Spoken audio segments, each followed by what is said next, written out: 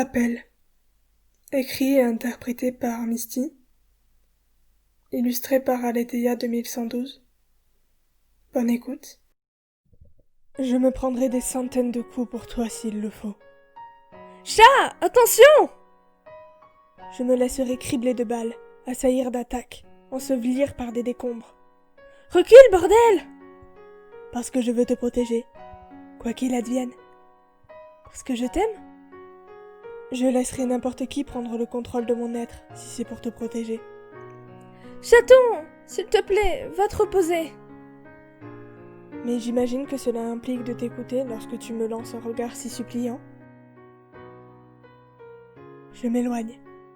Je marche dans la rue, difficilement. Puis je me laisse tomber dans un coin. Il fait sombre. Tout est vide. Il est tard. Mon costume se désintègre, mais pas mes blessures, qui restent à vif et douloureuses. Je sais que ma lady va tout réparer, que tout va bien aller. Mais quelque chose me dérange. Plug m'observe, silencieusement, sans demander de camembert. Il semble hésiter à me dire quelque chose. Vas-y, parle. Et je me mets à tousser. Ma voix est éraillée. Gamin, tu... Il ne continua pas. Je vais pas m'en sortir. Hein? Le Kwami hocha doucement la tête. Natou reprend, et je prends mon téléphone. Quitte à mourir, je veux au moins parler à mon père, lui expliquer la vérité. Une tonalité. 2 tonalités. 3 tonalités. Adrien? C'est la voix de Nathalie. Nathalie, est-ce que je peux avoir mon père? Je sens que ma voix est un peu plus faible à chaque instant. Votre père est occupé. Vous avez besoin de quelque chose? De mon père, s'il vous plaît. Je veux lui parler. Il y eut un silence au bout de la ligne. Elle devait hésiter. Je vais voir ce que je peux faire. Après quelques minutes où ma respiration devenait plus compliquée, et où je luttais pour ne pas sombrer dans l'inconscience, la voix de mon père retentit. Adrien, j'espère que tu as une bonne raison de me déranger dans mon travail. Je voulais juste entendre votre voix. Qu'est-ce que c'est que ça, Adrien? Je suis occupé. Je soupirai légèrement. Il était incapable de montrer quoi que ce soit, comme d'habitude. Je voulais vous entendre une dernière fois.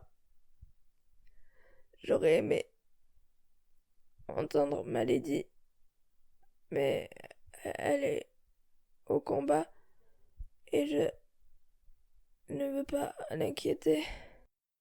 Qu'est-ce que tu racontes? Cette fois, il semblait plus affolé.